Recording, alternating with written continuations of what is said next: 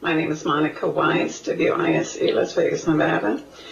I'm listening to all that's going on here, and I have to tell you that we have civil outrage, and that's lucky that we have that we can voice our concerns. Outrage by itself is not good, and I think if we don't change some things and we're not being heard as homeowners, that's what it will turn into. Now, you're telling us that we should talk to each other. I think we should start with a draft of the bills concerning homeowners. Right now, Senator Copening has had her committee that she had drafted this bill. Mr. Friedrich had asked to participate, and she denied that. There's no homeowner represented other than what is already or who is already associated with the commission. So maybe we should start there. Now, I don't fully agree with a lot of things here on both sides today, but then we never completely agree, but we have to come to a medium.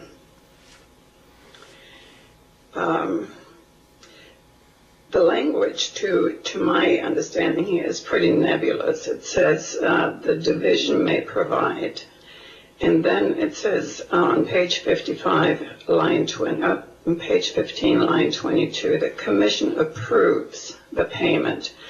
Now, I just heard that the ombudsman approves the payment. Now, I understand that the ombudsman is part of the division and the commission is part of the division, but who does the approving, the commission or the ombudsman? And here again, we have the bias situation. The mediators are part of the ombudsman's office. And it has been in the past that the results are biased toward homeowners associations. Now, I've had an issue in, that was about 9 years ago. We had a building issue that was cut and dry. We went to an attorney. There were 3 of us, and we were told $6,000. That $6,000 has won itself through mediation and arbitration and then finally into court. Whereas prevailing parties, we had spent over $65,000 and were awarded as prevailing parties $18,000 as reasonable fees. So with that, I'll rest my case. We need changes. We need caps. We need attorneys to get out of that through mediation. No attorney should be there. That should be a homeowner speaking with a mediator and the other parties that are in this complaint. And it's not about billing hours. It's about talking to one another, and that we don't do, unfortunately. And I hope this stays civil. If not, who knows? I'm a civil person, but I tell you, I'm getting pretty fed up with this. Thank you. Thank you very much, Ms. Wise. I have a question for you from Assemblyman Carrillo. Thank you for your testimony, Ms. Wise. Just a question of, have you had any experience with the Ombudsman's office at all in the time that you've been in an HOA? Yes, I certainly have. The very first one was when I had a building issue, and actually there were several issues. The second time was when we were involved with the fraudulent accounting of Irene Ivanilou. We're still waiting for that money to come back, and I have preached to my board over 18 months that we had accounting discrepancies. She finally copped a deal with the DA or the AG, and while she was guilty, she realizes that we all need to be made whole, but now she's lost her license and she wasn't able to afford it. Her husband has received a minority grant. They're back in business. Thank you. The third time, go ahead. No, continue on.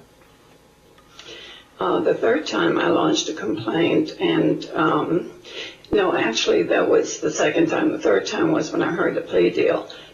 I tried to give all my documentation. I had a complete set of minutes, and believe me, in Las Vegas, everything is for sale. I have purchased these things for month and month, and I had everything documented. I took it into the Ombudsman's office, and David, whatever his name was, So, well, he said, you come here with proof, not just a complaint. I said, that's what I want to show you. It's proof. How do I go about it? So immediately he wanted to see, is she licensed? Yes, she was licensed. She was not licensed anymore at the end of her service to us.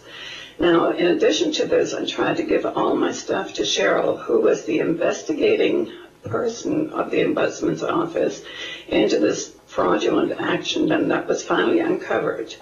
And I was told that she wouldn't accept any more documents because the case is closed, it's completely investigated. Yet, when I went to the CICC hearing, they were still waiting for additional documentation, to additional proof. Yet I was told that it was closed already, they wouldn't accept mine. So, you know, this whole system is just so corrupt. We just, yeah, we just need to get some changes in here. And I tell you, Irina Vanilo had many, many associations. My guesstimation was that she had about $65,000 over the period of time that I could prove. We have 112 units, sometimes only 70 some odd were reported as income. When you have an accounting, you have to have all of the units listed, whether they pay or not. They were not listed. And it was a different kind of a thing every time we had a board meeting. And I still have all of them, and I can still produce them. Believe me, I have a file on Rancho Santa Fe that is unbelievable, over 1,000 emails. And we finally settled with Jones and Vargas because Jones Vargas, our law firm joined Jones Vargas. And when we, of course, asked them, they were not with Jones Vargas yet. But I tell you, it was unbelievable. It took 2.5 years of our life where we had to be available at beck and call. 2 of us were still working. We had to make arrangements. I'm teaching. I'm doing other stuff too. No, you have to be there, otherwise you're not cooperative. Ms. Wise? It's unbelievable. Ms. Wise? Yes, sir. This is Assemblyman Carrillo. I was looking for the feel of the Ombudsman's office and how you feel that this, as you stated in your testimony earlier, we don't need to revert back to that, but I just wanted your feel of what the experience that you've had. So I appreciate your testimony and thank you very much. Thank you very much, Ms. Wise. Thank you for your testimony. We've reached the time limit. We do appreciate you taking the time to be here, though, and telling us your story and telling us how you feel about the bill. And I'm sorry for everything you've had to go through with your homeowners association. Mm-hmm. Our goal this session is to try to pass legislation that will, make life living in common interest communities better for everyone. So I appreciate you taking the time to come to this order today. Just that. Well, thank you very much. Would the next witness please state their name?